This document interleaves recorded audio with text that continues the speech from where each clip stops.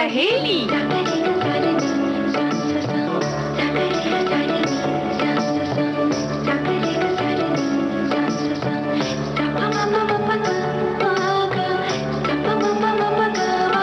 सखी सहेली।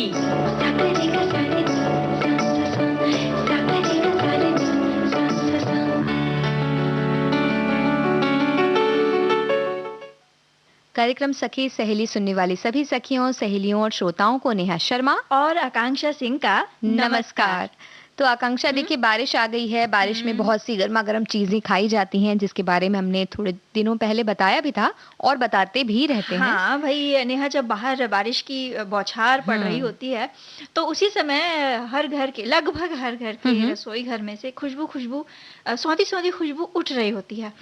और ये जो हम तरह तरह के पदार्थ खाते हैं ना, कभी पकौड़े हैं, कभी किसी चीज का भजिया बना लिया, कभी भेल बना ली, इन सब में एक चीज खास होती है। बताइए क्या? बताओ, बूझो तो जाने। देखिए बूझ तो रखे हम, और वो होती है खास चटनी। क्योंकि चटनी के बिना, चटनी ऐसी होनी चाहिए जिसे चाटने का मन करे। यानी चटखारे ले लेकर जब खाया जाए तो उसे कह सकते हैं चटनी। तो हर चटनी उस तरह से होनी चाहिए। इसलिए आज हम व्यंजन में चटनियों के चटखारे लेकर आए हैं, यानी अलग अलग तरह की चटनियों की रेसिपी बताएंगे। हमारे कई श्रोताओं ने तो चटनियों की रेसिपी हमें बता भी दी है अब से, पहले से ही। और तो नेहा, और भी आगे बढ़ते हैं, लेकिन उन्हीं से ये भी पूछ लेते हैं ना अपने श्रोताओं से कि उनके क्षेत्र में अगर किसी खास तरह की चटनी बनती है, जैसे मतलब धनिया पुदीने की चटनी तो सभी को पता है जी, लेकिन अगर कोई खास चटनी बनती है या उसकी रेसिपी उनके पास है तो हमें बताइए। बिल्कुल, तो हम भी उसका आनंद लेंगे, स्वाद लेंगे और सभी के साथ बांटेंगे भी उसे। और चटनी खुद बांटेंगे। बांटना यानी पीसने को भी बांटना कहा जाता है कहीं कहीं, तो वो हम बांटेंगे। और नेहा, मन को थोड़ा कहते हैं ना, रोको, कंट्रोल करो, क्योंकि जब ये जो मन भागने लगता है ना, फिर इस पे लगाम लगाना मुश्किल हो जाता है। बिल्कुल, तो इसलिए मन कि जब भागे ना और मन अधीर होता है, तो हमारे श्रोता हमें ये भी बताएं कि वो क्या करते हैं जब उनका मन अधीर होता है। और इसी विषय पर हम बात भी करने वाले हैं, धीरे धीरे रे मना, इस शीर्षक के अंतर्गत जी। और आज हम बात करने वाले हैं सखी विशेष के अंतर्गत नृत्यांगना मांगी बाई की। साथ ही साथ आज जो खास दिन है, विश्व युवा कौशल दिवस जी। नेहा, कहते हैं कि अगर युवा कोई बात ठान ले तो वो उसे करके ही दिखाते हैं, जज्बा होना चाहिए। तो ऐसे में बहुत ज़रूरी है कि दुनिया भर के युवाओं को रोजगार और साथ ही साथ व्यवसाय से संबंधित यानी कौशल के प्रति जागृत किया जाए और उन्हें अपने आप में ही इतना कुशल बना दिया जाए कि वो अलग अलग क्षेत्रों में अपना नाम रोशन कर सकें। और ये जो युवाओं की बात आप कह रहे हैं ना आकांक्षा, तो जो युवा होते हैं वो किसी भी देश की ताकत होते हैं, और ऐसे में उन्हें आगे बढ़ने के लिए प्रेरित करना समाज का कर्तव्य है। एक पुरानी जनगणना के अनुसार भारत की अगर हम बात करें तो इसमें 50% से की संख्या में युवा मौजूद हैं। तो हमारा देश युवा शक्ति के मामले में सबसे आगे है एक तरह से, और उन्हें आगे बढ़ने के लिए प्रेरित करना हमारा कर्तव्य है। और यही उद्देश्य है आज के इस खास दिवस का, जिसे हम मनाते हैं। और इस दिन का नाम रखा गया विश्व युवा कौशल दिवस के रूप में हम इसको मनाते हैं। वैसे विश्व युवा कौशल दिवस को मनाने का जो निर्णय है, संयुक्त राष्ट्र महासभा में साल 2014 में दिसंबर महीने में लिया गया था। तो 15 जुलाई 2015 को पहली बार ये दिन मनाया गया था। और 2022 यानी इस साल अगर हम बात करें विश्व युवा कौशल दिवस की क्या थीम है, तो थीम है जीवनोपयोगी शिक्षा और कौशल, साथ ही कार्य और सतत विकास। दो थीम रखी गई है ताकि हम जो भी युवा हैं वो अपने काम को करें और उत्तरोत्तर प्रगति करते रहें, विकास करते रहें। ये एक उद्देश्य बनाया गया है इस साल के लिए। बिल्कुल, हमारा देश युवा शक्ति का देश माना जाता है और भारत के युवा देश ही नहीं दुनिया भर में अपना नाम कमा रहे हैं। आप अपने जीवन में किसी नए काम को सीखने के लिए कितने आतुर हैं, कितने तत्पर हैं, कितने गंभीर हैं, ये बात आपके व्यक्तित्व में जो मौजूद युवावस्था है उसको उजागर करती है और इन्हीं बातों से आप अपना विकास कर सकते हैं। बिल्कुल, और हमारे जो भी श्रोतागण हैं, जो भी हैं, वो सभी अपने अंदर एक युवा को रखते ही हैं, क्योंकि वो नई नई चीज़ें सीखते भी हैं। उसके बारे में हमें अपने कमेंट्स के ज़रिए भी बताते हैं कि वो क्या सीख रहे हैं रोज़ाना, और क्या-क्या नई चीज़ें उन्हें पता चलती हैं, वो एक-दूसरे से भी बाँटते हैं। तो इस तरह से जब कुछ नई सीखने की ललक आपके अंदर मौजूद जब तक रहती है, उम्र की तो कोई बात नहीं, लेकिन फिर भी युवावस्था जो होता है एक मन पर भी आप उसे रख सकते हैं अपने साथ और आगे बढ़ सकते हैं, विकास कर सकते हैं। जी। तो चलिए गीत सुनवाते हैं।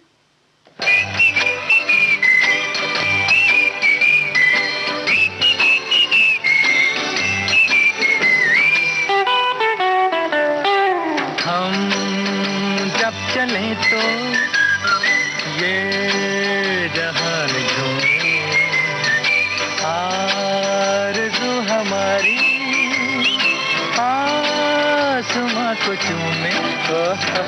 हम जब चले तो ये जहान झूमे, आरज़ू हमारी आसमां को चूमे। हम जब चले तो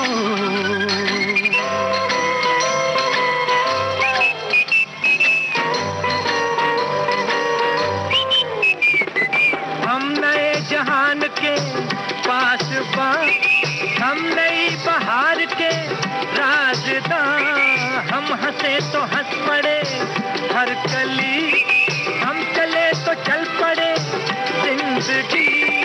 सारे नजारों में, फूलों में, तारों में हमने ही जादू भरा। जब चले तो ये जहान आरज़ू हमारी आसमां को चूमे। हम जब चले तो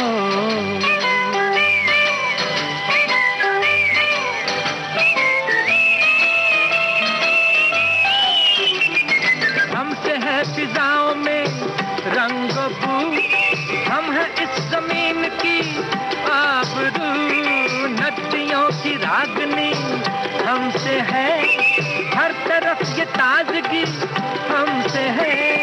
सारे नजारों में, फूलों में, तारों में हमने ही जादू भरा। हम जब चले तो ये जहान आरज़ू हमारी आसमां को चूमे। हम जब चले तो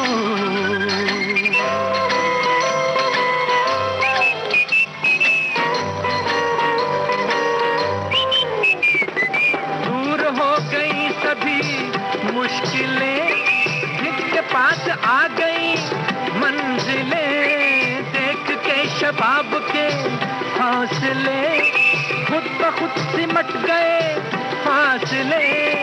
सारे नजारों में, फूलों में, तारों में हमने ही जादू भरा। हम जब चले तो ये जहान आरज़ू हमारी आसमां को चूमे। हम जब चले तो जब युवा ठान कर आगे बढ़ जाते हैं, चलते हैं और कौशल सीख कर कुशलता से कार्य करते हैं, तो जरूर उन्हें कुछ ना कुछ प्राप्त होता है, एक सफलता प्राप्त होती है और इससे ही देश भी प्रगति करता है। बिल्कुल नेहा, हमारे श्रोता भी कह रहे हैं कि आज विश्व युवा कौशल दिवस है।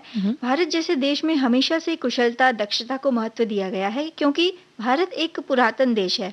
भारत की संस्कृति पुरानी है और भारत के सुदूर आदिवासी या फिर ग्रामीण क्षेत्रों में आज भी जो कौशल का प्रदर्शन होता है वो विश्व में अनूठा है, जिसमें घर घर में अगरबत्ती से लेकर मोमबत्ती या फिर बिदिया से लेकर मंगलसूत्र तक घर घर में बनाए जा रहे हैं। चाहे वो लकड़ी के खिलौने बनाने हों, मिट्टी के खिलौने बनाने हों या फिर अन्य धातुओं से कुछ वस्तुएं बनानी हो, ये सब कौशल का नमूना है। इसमें चित्रकारी हो, कढ़ाई बुनाई हो या फिर सिलाई हो, इसके साथ ही कठपुतलियों के पुतले बनाए जाते हैं, वो भी कौशल का ही एक नमूना है। ये कौशल के वे पैमाने हैं जिन पर आज भारत स्किल डेवलपमेंट के माध्यम से रोजगार भी पैदा कर रहा है, जिसमें आज भारत सरकार ने युवाओं के लिए एक विभाग भी बना रखा है जिसमें ये युवा और युवतियां अपनी दक्षता का परिचय देते हुए रोजगार के अवसर भी पैदा कर रहे हैं और दूसरों को रोजगार का अवसर भी दे रहे हैं तथा स्वयं के लिए रोजगार पैदा कर आर्थिक प्रगति की ओर अग्रसर हो रहे हैं। और इनकी बनाई गई वस्तुएं अब तो विदेशों में निर्यात भी होने लगी हैं, जिससे देश आर्थिक रूप से और मजबूत हो रहा है। तो काफ़ी अच्छी बातें इन्होंने लिख भेजी। एक तरह से जो भी हमारा विषय है उससे संबंधित जितनी भी बातें हैं उन्होंने लिख भेजी। हमारे एक और साथी हैं, वो लिख रहे हैं कि युवाओं के बीच बेरोजगारी की चुनौतियों को कम करने और उन्हें कौशल विकास के प्रति जागरूक करने के लिए विश्व युवा कौशल दिवस की शुरुआत की गई। 15 जुलाई को ये मनाया जाता है दिवस। युवा किसी भी समाज की रीढ़ की हड्डी होता है। परिवार के भरण पोषण की सारी जिम्मेदारी युवाओं पर होती है। विकासशील और पिछड़े हुए देशों में युवाओं का बेरोजगार रहना एक बड़ी चिंता की बात है और बेरोजगारी के कारण युवाओं को अपनी क्षमता से कम स्किल वाले रोजगार में काम करना पड़ता है। यानी जो उनकी जितना वो काम कर सकते हैं उससे कम क्षमता वाले जो काम होते हैं, जैसे कि उन्हें काम करना ही पड़ता है। एक तरह से कह सकते हैं कि परिस्थिति के साथ सामंजस्य बिठाना पड़ता है, लेकिन इसमें भी कमी नहीं। अगर उनके पास उतना सामर्थ्य है तो वो कभी ना कभी उस काम के जरिए भी आगे बढ़ते जाते हैं। हमारी और एक साथी हैं, उन्होंने लिखा है कि इस दिन का महत्व, उन्होंने लिखा है कि ये दिन इसलिए महत्वपूर्ण है क्योंकि ये नई पीढ़ी को रोजगार, उच्च आय स्तर और आजीवन सीखने का बेहतर अवसर प्रदान करता है। विश्व युवा कौशल दिवस लैंगिक असमानता के उन्मूलन को प्रोत्साहित करता है और ये सुनिश्चित करता है कि वंचित लोगों के संसाधनों तक पहुंच हो। इसलिए इस दिवस को मनाने का आदर्श तरीका उनके हिसाब से वो कह रहे हैं कि ये होगा कि हम भारत जैसे देशों की कौशल संबंधी जरूरतों को कैसे पूरा कर सकते हैं, इस पर चिंतन मंथन और बहस करना चाहिए हमें, जिससे तेजी से बढ़ती कामकाजी आबादी भी है और इस पर मनन और चिंतन लगातार होते रहे हैं और तरह तरह के रोजगार के अवसर भी प्रदान किए जा रहे हैं और हमारे युवा भी अपनी तरफ से कई रोजगार के अवसर खुद भी बना रहे हैं। बिल्कुल, तो अगर हम मन में ठान लें, जो खासकर आज के युवा हैं, कि हमें ये करना है, तो फिर उन्हें रोका नहीं जा सकता। लेकिन वही है कि लगन होनी चाहिए मन में। बिल्कुल, एक लगन होनी भी बहुत ज़रूरी है, लेकिन साथ ही साथ ये भी ज़रूरी है कि एक तरह से जब ये जैसे युवा कौशल दिवस की बात हो रही है, तो किसी तरह से वो किसी कार्य में इस तरह से कुशलता प्राप्त कर लें या किसी स्किल जो कहा जाता है इंग्लिश में से, तो उसे वो सीख लें। कोई ऐसा काम वो सीखें जिसके ज़रिए वो आगे बढ़ सकें, अपना नाम कमा सकें। और कई बार अगर हम देखें आज के दिनों में हमने कई युवा ऐसे हैं जो अपनी तरह से ही कोई एक नया कार्य या एक नई चीज़ सीख कर उसको अलग तरह से बदल कर कुछ आविष्कार करके भी एक नए क्षेत्र भी बना रहे हैं और साथ ही अन्य युवाओं को प्रोत्साहित भी कर रहे हैं। बिल्कुल नेहा, बहुत सही बात कही है आपने। और मतलब ये भी होता है कि जरूर जो कौशल की बात हो रही है, किसी चीज में कुशलता हासिल करने की बात हो रही है, तो जरूरी नहीं कि वो कोई एक कहते हैं ना, एक अलग क्षेत्र ही हो जी। अगर आपको किसी मतलब अपना जो शौक है, अगर आप चित्रकारी में आपका मन रमता है या फिर जैसे मिट्टी के बर्तन बनाने में आपका मन रमता है, तो उसमें भी आगे बढ़ा जा सकता है। बिल्कुल, तो इसके लिए युवाओं के माता पिता को भी ये चाहिए कि उनके बच्चों के अंदर कौन सी शौक मौजूद है या कौन सा ऐसा काम है जो बहुत अच्छी तरह से कर सकते हैं, उसकी ओर उन्हें आगे प्रोत्साहित करें ताकि वो पूरे मन से इस काम में लग जाएं और अपना नाम करें। और कार्यक्रम में हम एक छोटा सा अंतराल ले लेते हैं और बस लौटते हैं।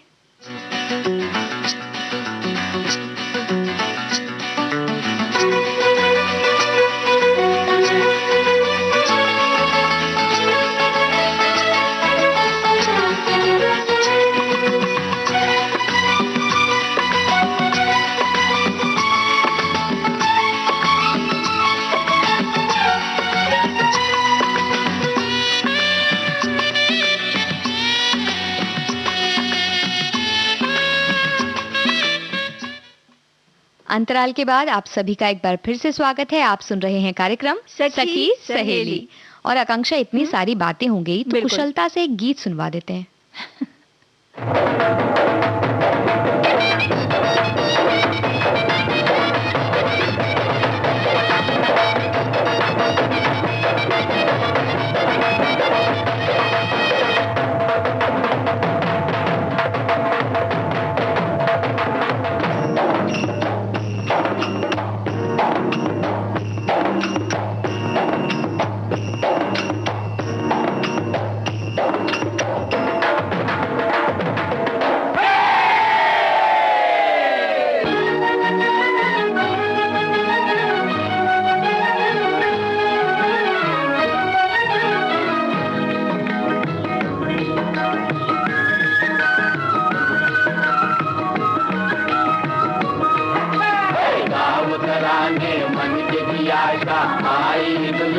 बन के जी नाचो नाचो मन की ताल पे थम थम थम थम थम थम। आज खुशी पंखन के जी घर घर आई है गिरधन के जी नाचो नाचो मन की ताल पे थम थम थम थम थम थम।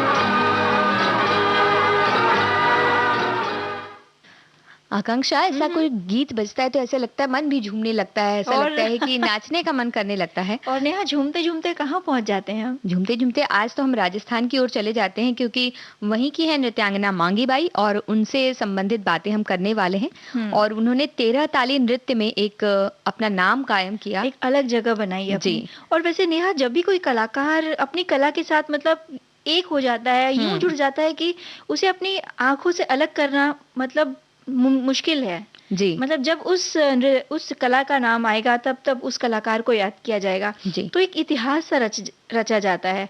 और ऐसा ही इतिहास रचा राजस्थान की मांगी बाई ने, जिन्होंने एक लोक नृत्य 13 ताली को सिर्फ देश ही नहीं बल्कि विदेशों में भी एक अलग पहचान दिलाई। बिल्कुल, उन्होंने एक ऐसा मुकाम हासिल किया जिससे आज उन्हें देश विदेश में तो लोग जानते ही हैं और उन्हें कई सम्मानों से सम्मानित भी किया गया है। और इन सभी के बारे में तो आज हम बात करने ही वाले हैं, लेकिन उससे पहले आकांक्षा, हम ये जाने कि 13 ताली नृत्य वो क्या है और किस तरह से उसे किया जाता है, कैसे खास है वो नृत्य। बिल्कुल, तो अगर हम ये बात करें तो 13 ताली नृत्य में मुख्य तौर पर राजस्थान की कामड़ जाति की महिलाओं द्वारा ये नृत्य किया जाता है।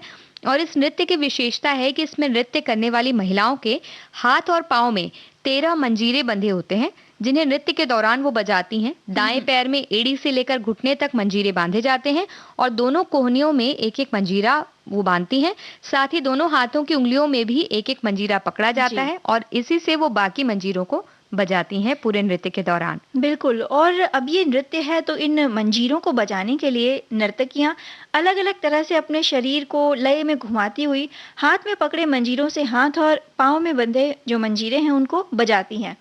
और ये नृत्य बैठकर भी किया जाता है, लेटकर किया जाता है। तो इस तरह से नृत्य के दौरान कई बार राजस्थानी वस्त्रों में सजी जो नृत्यांगनाएं हैं सिर पर मटकियां या पूजा की थाली, कलश या फिर दीपक रखकर या मुंह में कभी-कभी तलवार या कटार पकड़कर भी मंजीरों को बजाती हैं। पूरे शरीर में बंधे मंजीरों को बजाने के लिए हाथ फुर्ती से घूमते रहते हैं। ऐसे में सिर पर रखी चीजों का संतुलन बनाए रखना भी कोई आसान काम नहीं होता।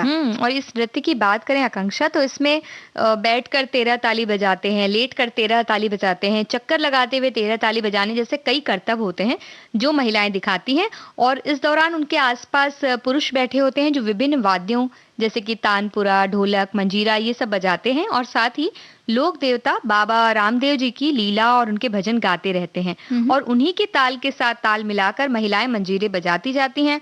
जब गीत आगे बढ़ते जाता है तो इसकी गति भी बढ़ती जाती है और संगीत और नृत्य का एक अनूठा संगम होता है जब ये नृत्य आप देखते हो। बिल्कुल। इस नृत्य कला को पेश कर देश विदेश में अपना नाम कमाने वाली मांगी बाई ने छोटी उम्र से ही इसे सीखने की शुरुआत कर दी थी। अन्य नृत्य शैलियों की तरह इस नृत्य शैली के लिए भी प्रशिक्षण बहुत जरूरी होता है। चित्तौड़गढ़ जिले के बनीला में जन्मी मांगी बाई का विवाह लगभग 10 वर्ष की आयु में हो गया था। वो विवाह के बाद पाली जिले की पदरला गांव आ गई।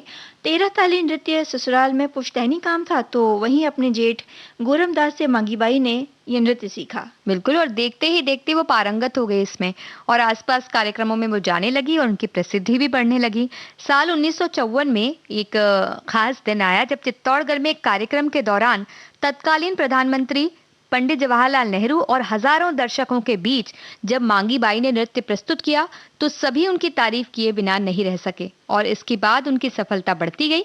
पहले इस नृत्य को धार्मिक आयोजन, विवाह समारोह या त्योहार वगैरह में ही किया जाता था, लेकिन इसके बाद से इस नृत्य को सार्वजनिक तौर पर भी प्रस्तुत किया जाने लगा और इसकी प्रसिद्धि और बढ़ती गई। और एक समय ऐसा भी आया कि 13 ताली नृत्य की बात में मांगी बाई का जिक्र जरूर होता। वो देश से बाहर जाकर भी नृत्य प्रदर्शन करने लगी। उन्होंने जर्मनी, इटली, इंग्लैंड, अमेरिका, रूस, स्पेन, कनाडा आदि देशों में वाहवाही बटोरी है। और इतना ही नहीं, उन्हें भारतीय सांस्कृतिक संबंध परिषद इकाई द्वारा प्रकाशित भारत के प्रसिद्ध कलाकारों की सूची में शामिल भी किया गया। साथ ही उन्हें यूनेस्को की संस्था एशिया प्रशांत डेटाबेस के सुबोध सांस्कृतिक विरासत में भी स्थान मिला। बिल्कुल। और देश में भी उन्हें कई सम्मान से नवाजा गया, जिसमें मुख्य है संगीत नाटक अकादमी अवार्ड, राजस्थान सरकार से मिला प्रतिष्ठित मीराबाई पुरस्कार, राजस्थानी लोक नृत्य 13 ताली पुरस्कार, जिला स्तरीय सम्मान, भारतीय पर्यटन विभाग से भी उन्हें सम्मान मिला और जीवन पर्यंत वो इस लोक नृत्य को आगे बढ़ाने में प्रयासरत रही। उन्होंने नई पीढ़ी को भी इस नृत्य की बारीकियां सिखाई। 22 अप्रैल साल 2021 को मांगी बाई 97 वर्ष की उम्र में इस दुनिया से चली गई। लोक नृत्य की देश विदेश में पहचान दिलाने वाली वो अपने समुदाय की पहली महिला थी। उनका यही प्रयास रहा कि उनके बाद भी इस लोक नृत्य की पहचान बनी रहे। बिल्कुल। और अगर हम देखें तो कई उनके वीडियोस भी मौजूद हैं और 13 ताली से संबंधित भी अगर हम देखें तो हमें वास्तव में समझ में आएगा कि कितना बहुत ही लुभावना है वो नृत्य। अगर हम देखते हैं तो एक अलग ही ताल है और उसको देखते देखते आपको पता ही नहीं चलता कि कितना वक्त बीत गया है।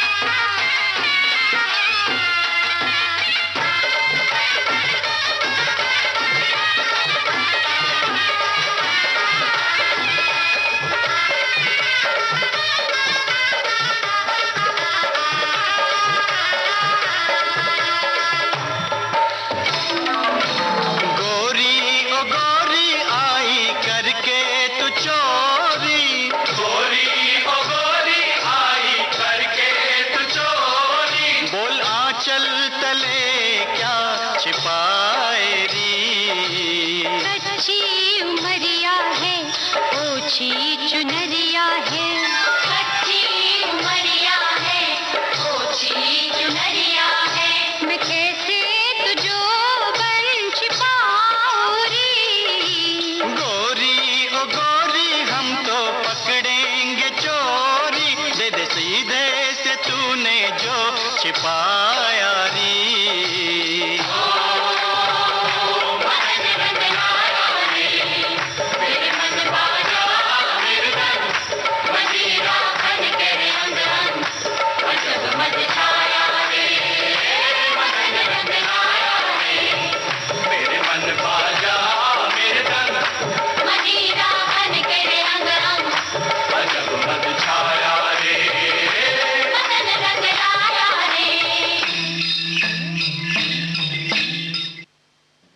तो सखियों के ने तो ये गीत सुना ही होगा, हमने भी सुना, सहेलियों ने भी सुना, सखियों ने भी सुना, श्रोताओं ने भी सुना। हाँ, सभी ने मिलकर सुना इस गीत को। और हमारे एक साथी कह रहे हैं कि धैर्य और धीरज धारण करने से ही सब कुछ प्राप्त होता है। भाव ये है कि मेहनत करते जाओ, जब उचित समय आएगा तब ईश्वर स्वतः ही फल प्रदान करेंगे। आतुरता किसी भी क्षेत्र में अच्छी नहीं होती, ऐसा वो कह रही है। बिल्कुल सही बात है। तो नेहा, धीरे धीरे रे मना, धीरे सब कुछ होए। तो ऐसा करते हैं ना, धीरे से एक छोटा सा ब्रेक ले लेते हैं और अभी हाजिर होते हैं फिर। बिल्कुल।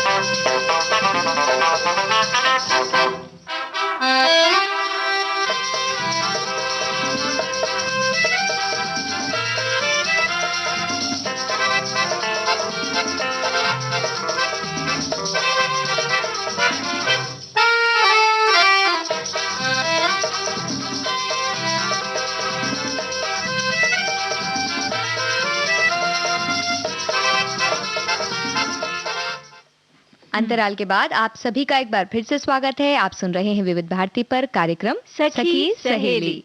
तो भाई देखिए, धीरे धीरे मन को धैर्य धरने की बात हो रही है आज की। धीरज धरे मन और किसी तरह से अधीर ना हो। तो हमारे एक साथी लिख रही हैं कि धीरे धीरे रे मना, धीरे सब कुछ होए, माली सींचे 100 घड़ा, ऋतु आए फल होए। और वो कह रही हैं कि कबीरदास जी के इस दोहे को समझना आज के लिए बहुत जरूरी है, क्योंकि आज लोगों में धैर्य न के बराबर होता जा रहा है।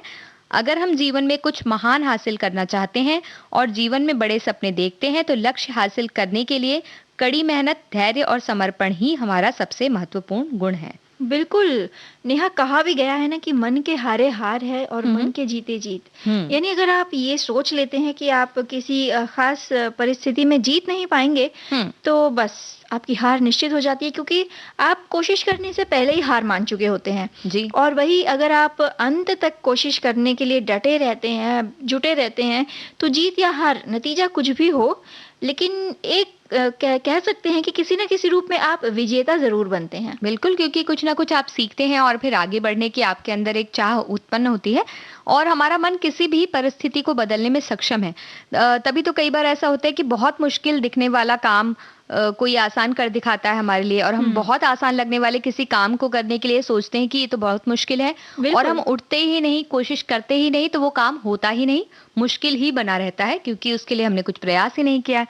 जैसे हाल ही की बात अगर हम करें तो 94 साल की भगवानी देवी ने इस उम्र में 3 मेडल जीत लिए, 1 स्वर्ण और 2 कांस्य पदक। और हम यहाँ इस उम्र में भी चाहते हैं, यानी छोटे बच्चे भी आजकल ये चाहते हैं कि हमें चलना ही ना पड़े, हम बैठे रहें, बैठे बैठे हमें सब मिल जाए, 1 गिलास पानी भी पीना हो तो हम क्यों उठ के जाएं, अरे अब जाना है और पानी पीना है। तो कई बार हम पानी भी नहीं पीते, ये सोच के कि अब जाना पड़ेगा उठकर और पानी पीना पड़ेगा।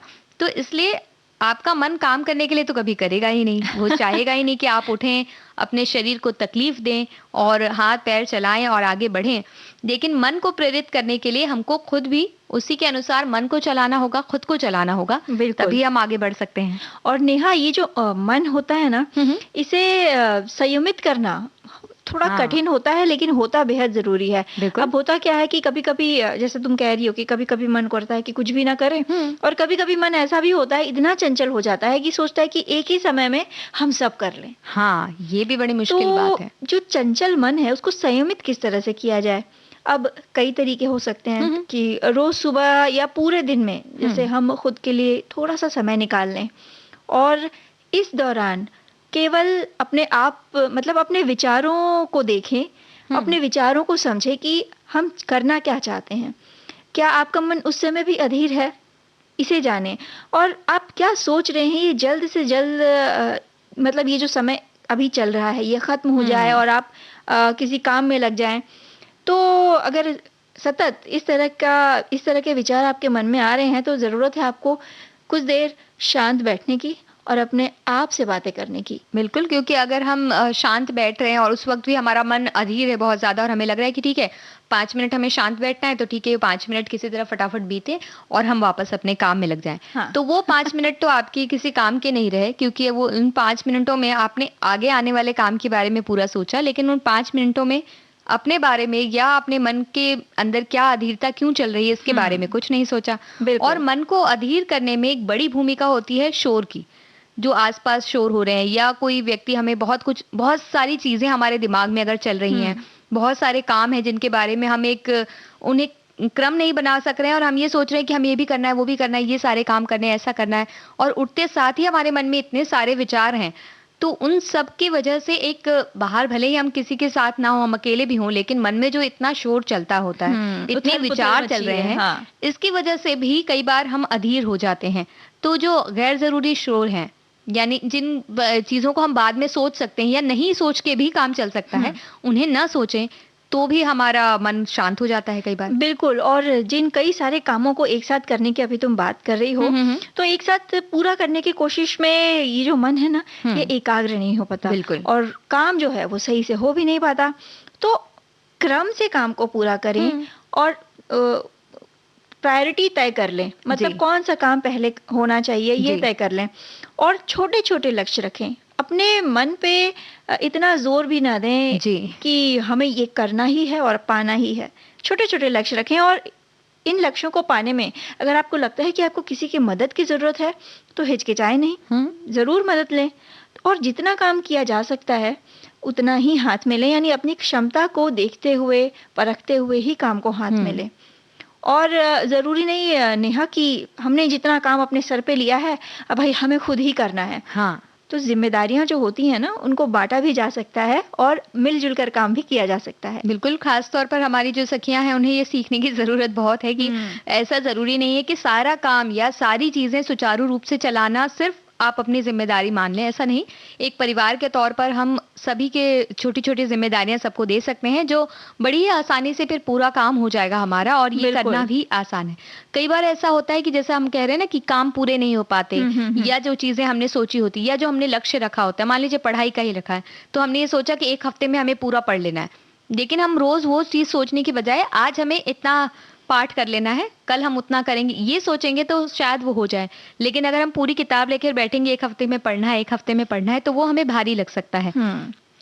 इसी तरह से हम खुद को तौलते हैं कई बार कि कोई काम खत्म हो जाता है, वो काम हो गया, लेकिन हम ये सोचते हैं कि ये इस तरह से नहीं हुआ, हो सकता था हमें इसे ऐसा करना चाहिए था तो ज़्यादा अच्छा होता। वो मेहमान जब आए थे उससे पहले अगर हम टी सेट निकाल लेते तो नए वाले में दे पाते, हम नहीं निकाल पाए इसलिए पुराने में दिया। अब वो मेहमान जा चुका है, चाय उन्होंने पी ली है, चाय की तारीफ कर दी है, लेकिन वो तारीफ तो हम नहीं ले रहे हैं, हम ये सोच रहे हैं कि नए वाले में नहीं दिया, इस तरह से नहीं दिया, पानी उस वक्त नहीं पूछा, उन्होंने हमसे बोला तो अब हम पानी दे पाए, हम भूल गए, तो क्यों भूल गए, हमें नहीं भूलना था। तो इस तरह की जो सोच चलती रहती है, उससे भी कोई फायदा हमारा होता नहीं, मन हमारा अधीर बना रहता है। बिल्कुल। तो अपने आप को किसी पैमाने पर तौलना बंद करें। अब जो हो गया सो, जो बीत गई सो बीत गई, आगे और तो अच्छा किया जा सकता है। बिल्कुल, और खुद को हम माफ कर सकते हैं इन चीजों के लिए कि भाई ये अगर हो गई गलती तो हो गई, हम भी इंसान हैं, हमसे गलती हो सकती है, तो हम खुद को उसके लिए माफ कर दें, क्योंकि जो बीत गया वो तो बीत ही गया, जैसा कि आपने कहा। उससे हम सीख लें और सीख लेकर आगे बढ़ जाएं, बिल्कुल, तो मन शांत रहेगा। और दूसरों को देखकर कभी-कभी अपने मन में विचार आने लगता है ना नेहा कि भाई सामने वाला व्यक्ति तो इतना अच्छा कर रहा है, तो हम भी वैसे ही करेंगे या हम भी उनकी तरह बनेंगे। हाँ। तो ये सारी बातें भी ना बेचैन कर देती हैं मन को। तो खुद को, जो खुद के अवगुण हैं, जो गुण हैं, उनके साथ स्वीकार करना सीखें। सुधार है या विकास की गुंजाइश तो हर किसी व्यक्ति में होती है, लेकिन खुद को नकारात्मकता में डालने की बजाय अगर हम अपने आप में सकारात्मक रूप से बदलाव लाने की कोशिश करेंगे तो ये जो चंचल मन है ना, ये कहीं ना कहीं हमारे काबू में रहेगा। बिल्कुल। और साथ ही हमें प्रकृति के साथ कुछ वक्त बिताना चाहिए। जैसे छोटी छोटी चीजें हैं उसमें, जिनको देखकर हम खुद को एक से कह सकते हैं कृतार्थ कर सकते हैं। हम ये देखकर हमें पता चलेगा कि कितनी बहुत ही छोटी छोटी चीजें होती, जैसे अब चींटियां जा रही हैं लाइन बनाकर, एकदम अनुशासन से सारी चीजें लेकर जा रही, एक साथ मिलकर कुछ बड़ा चीनी का दाना उनके लिए बड़ा है वो उठा कर लेकर जा रही हैं। तो इन सभी चीजों को जब आप देखते हैं तो आपको ये लगता है कि कितना छोटा काम हमें लगता है ये सब, लेकिन इनके लिए कितना मुश्किल है, लेकिन फिर भी ये सब चीजों को कर रही हैं। जो हमने बीज लगाया है वो कैसे अंकुरित हुआ, कितना उसमें वक्त लगा, उसे आप अगर देखते हैं रोज तो आपका मन एक अलग तरह की विचार में आता है कि किस तरह से एक चीजें धीरे धीरे पनप रही हैं, बन रही हैं।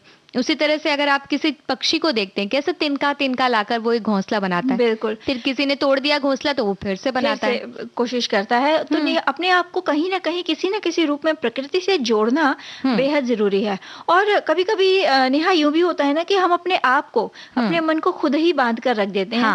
एक सीमा तय कर देते हैं हम अपने लिए, खुद ही एक दायरा बना लेते हैं कि बस इससे ज्यादा या इससे अधिक तो अब मुझसे नहीं होगा, या इससे अधिक प्रयास अब मुझसे नहीं होगा, या ये चीज मैं नहीं कर सकती, या ये मेरे लिए नहीं है। हाँ, या फिर ये हमारी उम्र इतनी हो चुकी, अब हमें ये सारी चीजें नहीं करनी चाहिए। तो ये दायरा कहीं ना कहीं हमने अपने लिए बनाया हुआ है, तो इसे तोड़िए, इससे बाहर निकलने की जरूरत है हमें। बिल्कुल, और तभी हमारा मन गा उठेगा।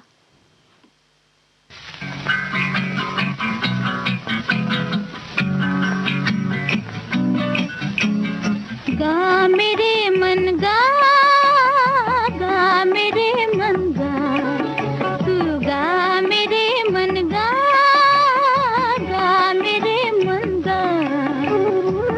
यूं ही बिताए जा दिन जिंदगी के, यूं ही बिताए जा दिन जिंदगी के। गा मेरे मन गा, गा मेरे मन गा, तू गा मेरे मन गा।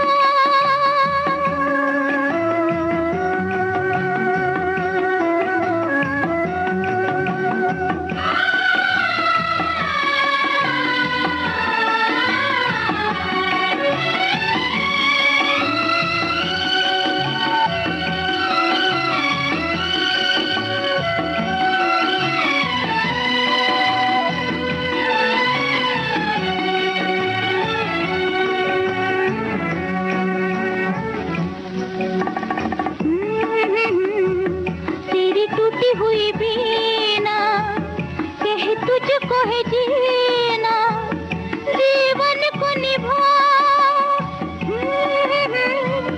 चाहे भर भर आए, चाहे दुख बरसाए, तेरे नैनों की घटा तू नैन मत छलका।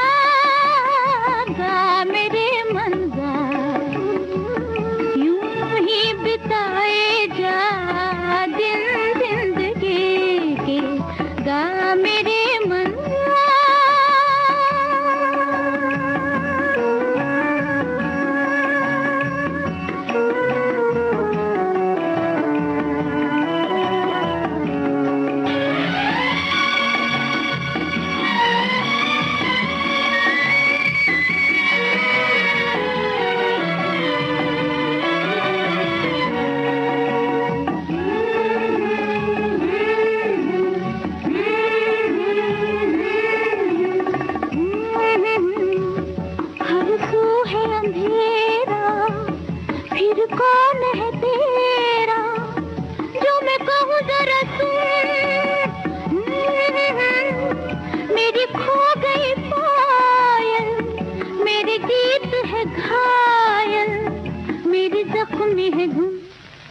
फिर भी तू झूमे जा, गा मेरे मन गा, यूं ही बिताए जा दिन जिंदगी के।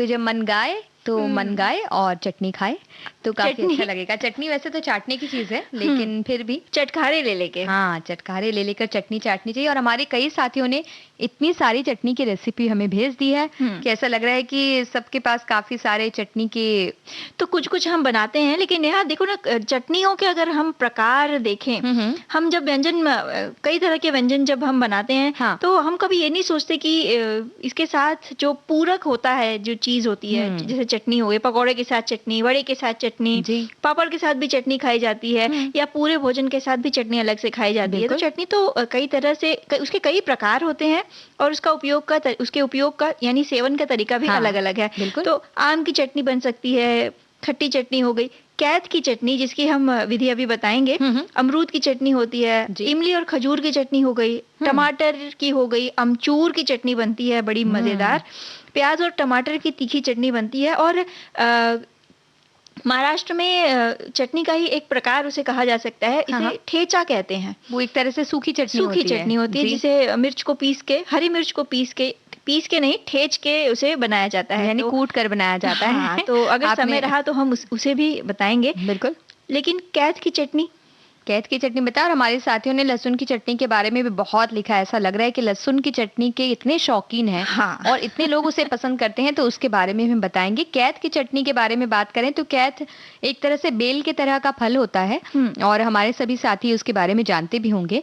और अगर वो बेल नहीं होता, खट्टा लगता है, तो 100 ग्राम आपको कैथ का गूदा चाहिए। इसके लिए अगर आप कैथ का फल अगर लेते हैं तो उसे थोड़े से, अगर आप गैस के ऊपर रखकर थोड़ा गर्म करते हैं तो वो आराम से टूट जाता है। अच्छा। क्योंकि उसको तोड़ना पड़ता है, बेल की तरह ही वो सख्त होता है जी। तो उसे तोड़कर उसका गूदा निकाल लीजिए। 100 ग्राम कैथ का गूदा, 2 टेबलस्पून शक्कर चाहिए, आधा कप हरे धनिया चाहिए साफ किया हुआ, 10 कलियां इसमें लहसुन डल रही है, और 1/4 टीस्पून जीरा, 7 से 8 हरी मिर्ची चाहिए, नमक आप स्वाद के अनुसार डाल सकते हैं, और थोड़ा आपको पानी भी लगेगा। तो हरे धनिया को पहले साफ करके धो लीजिए। लहसुन की कलियों को भी आपने छिल लिया है, अच्छी तरह से छिल के रखना है। और कैथा को मंदी आंच पर 5 मिनट के लिए आपको भूनना है। तो भुने हुए कैथा को फोड़कर फिर उसका गूदा निकाले, जैसा कि हमने पहले भी कहा कि उसे फोड़कर निकालना पड़ता है। तो जो कैथ आपके पास बॉल की तरह का जो रहेगा, उसे आपको भूनना है, जिससे कि वो फूटता है और उसके अंदर से आपको गूदा निकलता है, बिल्कुल बेल की तरह ही। और उसकी गूदे को छोटे छोटे टुकड़े कर दीजिए, और इस गूदे में शक्कर, हरी धनिया, लहसुन, जीरा, हरी मिर्ची और नमक डालकर आप बारीक पीस लीजिए। और आपको जितना पानी चाहिए, जितना गीली आपको चटनी बनानी है, उस तरह से आपको थोड़ा थोड़ा पानी डालते चाहिए। बस कैथ की चटनी तैयार हो गई, और इसे खाइए आप। क्या बात है। और ये तो मुझे कुछ खट्टी मीठी चटनी की तरह लग रही है। और जो लहसुन की चटनी की तुमने बात की, जो हमारे कई श्रोताओं ने भेजी है, सबसे मनपसंद चटनी लग रही है लहसुन की, तो वो भी देख लेते हैं। लहसुन की चटनी बनाने के लिए सामग्री है 1 कप लहसुन की कलियां, 1 से 2 इंच अदरक का टुकड़ा, 2 छोटी चम्मच लाल मिर्च पाउडर या स्वादानुसार, जितनी तीखी आप खाना चाहें, 1 चम्मच इसमें अमचूर पाउडर लगेगा, और नमक स्वादानुसार। लहसुन की कलियों को छील लें, अदरक के टुकड़ों को भी छील लें, धोकर काट लें। और अब लहसुन की कलियां, अदरक, अमचूर पाउडर, लाल मिर्च पाउडर और नमक डालकर इस मिश्रण को पीस लेना है। मिक्सर में पीसे या सिलबट्टे पर, और फिर सारी सामग्री पीस कर एक पेस्ट बना लेना है जी।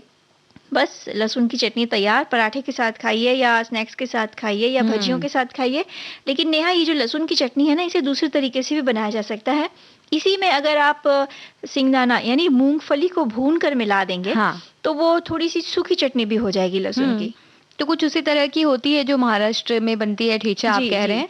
तो ठेचा अलग होता है। ये लहसुन की चटनी मूंगफली डालकर ये भी बनाई जाती है। बिल्कुल। तो फिर ठेचा की विधि भी आप हमें बताने वाली हैं, क्योंकि देखिए अब उसका जिक्र हो गया है, तो वो जल्दी से जल्द बताइएगा।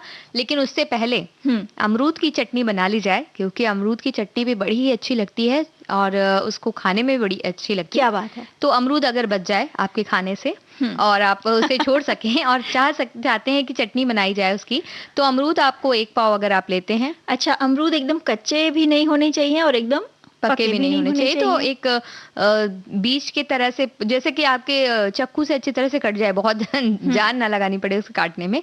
अमरूद 1 पाव के करीब आपको चाहिए, हरी मिर्च 2, अदरक 1 इंच, हरा धनिया 100 ग्राम के करीब, भुना जीरा पाउडर आधा चम्मच, काली मिर्च 3 से 4, काला नमक 1/4 चम्मच, सादा नमक आधा चम्मच, नींबू का रस आधा चम्मच। तो अमरूद की चटनी बनाने के लिए सबसे पहले अमरूद को छोटे-छोटे टुकड़ों में काटिए। अब मिक्सी के जार में अमरूद के छोटे टुकड़े, हरी मिर्ची, हरा धनिया और अदरक डालिए और इसके बाद साथ में भुना जीरा पाउडर, काला नमक, सादा नमक और काली मिर्च को कूट कर डालिए। सभी सामग्री को अच्छी तरह से पीस लीजिए। पीस के उसमें नींबू का रस मिला सकते हैं। अगर आप ना चाहें तो ना भी मिलाएं नींबू का रस, तो भी ये काफ़ी अच्छी लगती है। तो ये बहुत ही अलग सा स्वाद इसका आता है, लेकिन लगता बड़ा अच्छा है। क्या बात है। तो गीत सुना जाए या ठेचा बता दूं मैं? देखिए, ठेचा बता दीजिए, क्योंकि ठेचा के बारे में बहुत हम लोगों ने सुन लिया है। लेकिन क्या करते हैं कि एक गीत सुना दें, क्योंकि जिसके बारे में ज़्यादा बातें होती हैं उसके पहले एक गीत सुनने से और जो उत्सुकता है वो बढ़ती चली जाती है।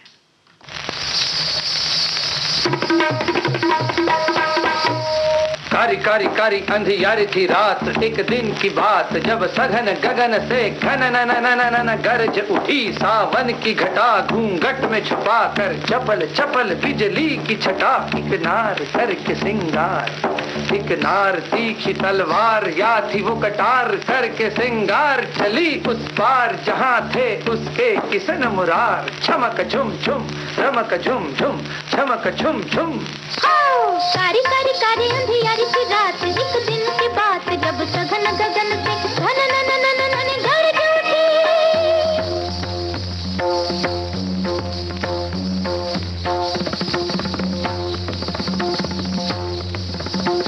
गरज उठी सावन की घटा, घूंघट में छुपा कर चपल चपल बिजली की छटा।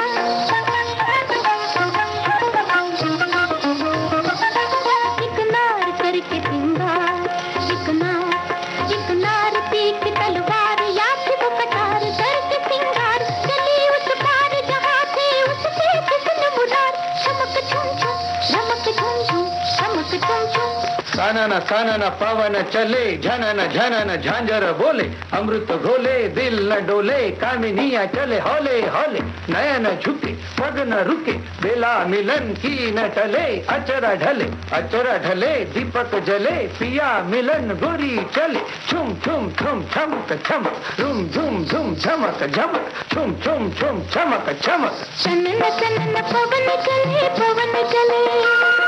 घनन घनन झांझर बोले, अमृत घोले दिल न डोले, कामिनिया चले हौले हौले हौले हौले। छुपे पग न रुके, पिला मिलन की न चले, अचरा ढले से दीपक जले, पिया मिलन गोरी गले।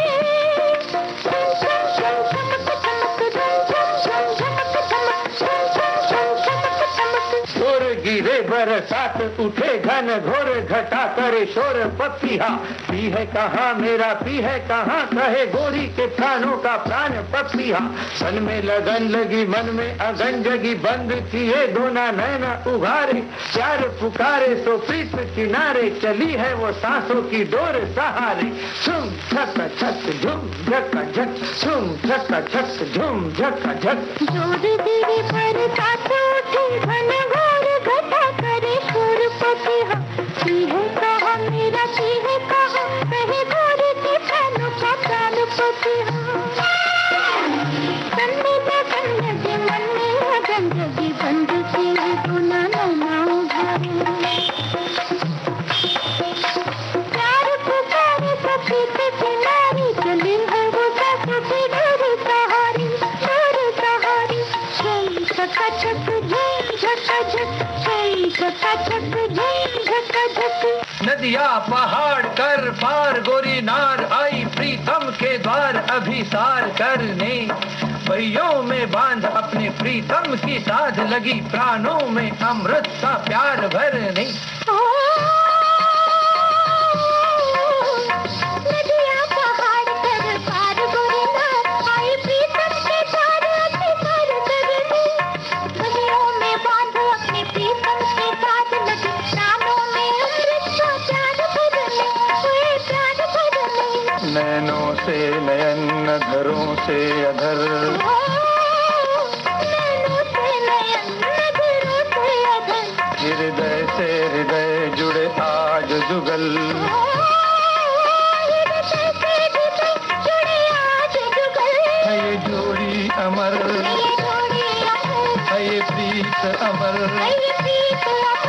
संगीत अमर है ये गीत अमर।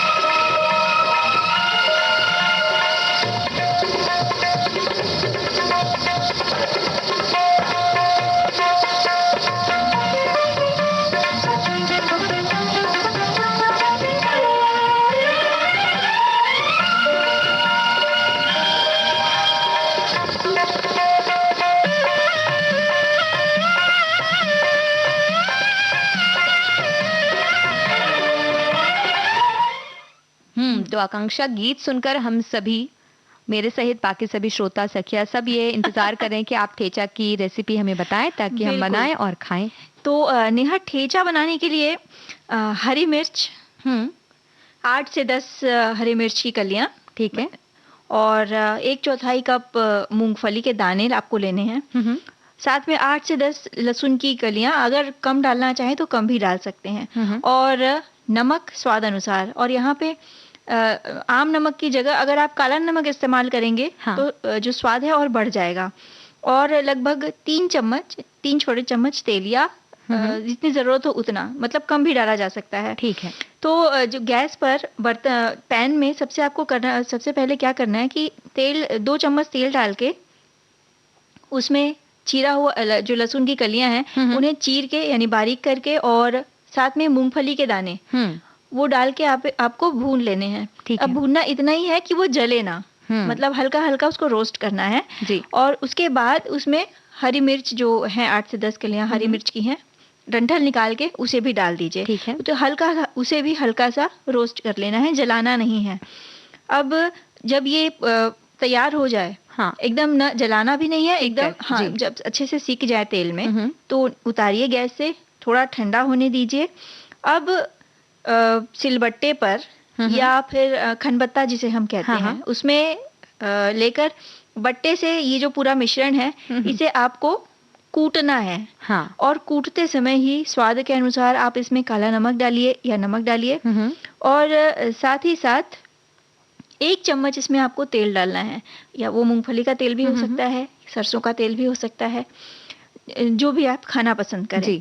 अब उसको आपको कूटना है, कूटते कूटते एकदम उसको पेस्ट नहीं बनाना है, हल्का उसको दरदरा रखना है। तो बस, तो ये जो हल्का दरदरा जब ठेचा आप जीभ पे रखेंगे तो जो मिर्ची की झंझनाहट आती है ना इसे आप चपाती के साथ, खासकर इसे महाराष्ट्र के कई इलाकों में भाकरी के साथ खाया जाता है। भाकरी यानी ज्वार या बाजरे, ज्वार की रोटी या बाजरे की रोटी या चावल के आटे की रोटी, इसके साथ स्वाद इसका बढ़ जाता है। बिल्कुल, तो इससे हमारे सभी साथी बनाएंगे ऐसा हम सोचते हैं। और हमारी एक सखी ने लिख भेजी है, काली सरसों पीली सरसों की एक उन्होंने चटनी बनाकर बताई है, चटनी के बारे में बताया उन्होंने। काली सरसों पीली सरसों, अगर बनारसी राई हो तो क्या कहना, ऐसा उनका कहना है। तो हम किसी न किसी तरह से उसे मंगाने की कोशिश करेंगे।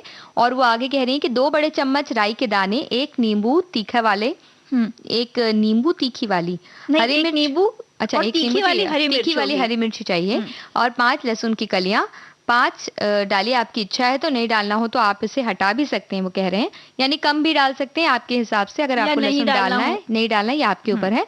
और इसके बाद नमक डालना है, और इन सभी को बारीक सिलबट्टे या मिक्सी में पीस लें। आप चाहें तो इसमें 2-3 चम्मच दही भी मिला सकते हैं। ये चटनी थोड़ी ढीली पतली रहेगी, इसमें 1 टीस्पून चीनी भी डाल सकते हैं।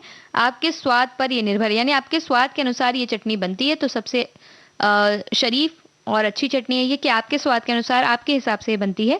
तो सरसों की चटनी आप किसी भी पकौड़ी के साथ बहुत अच्छी लगती है, यानी बारिश के मौसम के लिए एकदम ये तैयार करनी ही चाहिए सबको। और अगर एक दिन में ही खाकर खत्म करना है तो दही डालिए, अगर 2-3 दिन आपको रखना है तो नींबू डालिए, ऐसा वो क्या कह बात रही है। हैं। और ऐसे ही नेहा, अगर आपके पास मतलब कभी कभी होता है ना कि अचानक से मेहमान आ गए, अब भाई पकौड़े तो हमने तल लिए या कुछ चटपटी चीज बना ली, अब फटाफट चटनी चाहिए, तो और समय भी नहीं है, तो ज्यादा ताम झाम ना करते हुए अगर आमचूर का पाउडर है आपके घर में जो तैयार मिलता है बाजार में, वो है, उस 2 चम्मच आमचूर पाउडर लीजिए, उसको तो हल्का पानी में घुला के उसका पेस्ट बनाइए, उसमें स्वाद के अनुसार गुड़ डालिए, थोड़ा सा काला नमक डालिए, और ये भी बहुत चटकारेदार चटनी लगती है। बिल्कुल। अब देखिए वक्त भी हमारे पास इतना है कि यही चटनी हमें बनानी पड़ेगी, तो अभी सबसे हम ले लेते हैं इजाजत।